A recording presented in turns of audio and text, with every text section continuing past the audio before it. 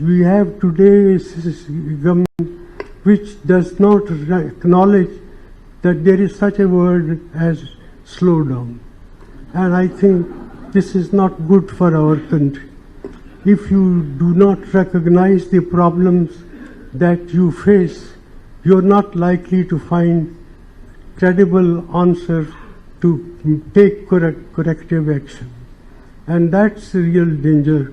So therefore I believe Montague's books deals with all these points, and it will therefore be of great help to the future growth of our country.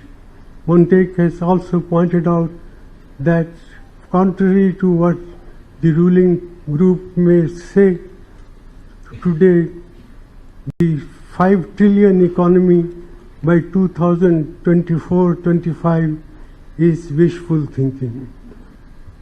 That farmers' incomes can be doubled in 3 years period, and at the same time he said we must work for high rate of growth, and that 8% growth rate is feasible proposition, but it requires rethinking about the role of fiscal policy, fiscal development of the country.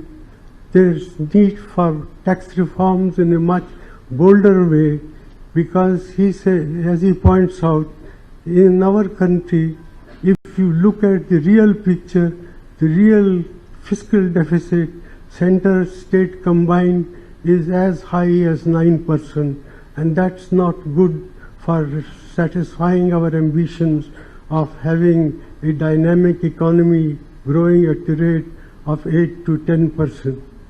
Therefore, he ends up by advocating fiscal reforms, tax reforms, also increasing expenditure in directions in which it should be increased, that is infrastructure, health, education, defense, and all these activities require much greater attention than they have received in the past.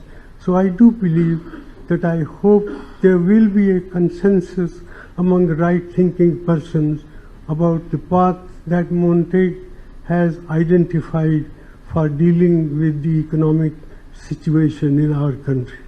I do believe that there is need for rethinking the informed process, fresh, second generation of reforms requires new pathways, and these new pathways can emerge only through solid discussion of the alternatives that our country faces and the challenges that our country faces.